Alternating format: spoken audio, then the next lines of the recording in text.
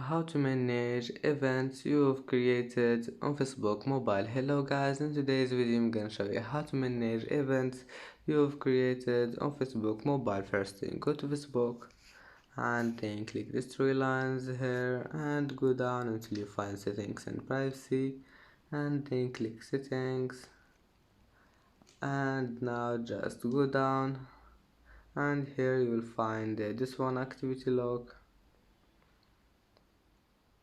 and click this one, groups, communities, events and reels. Click on it, and here you can manage events you've created.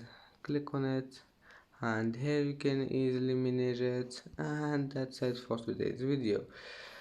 If you like this video, please don't forget to like and don't forget to subscribe, and see you in the next video.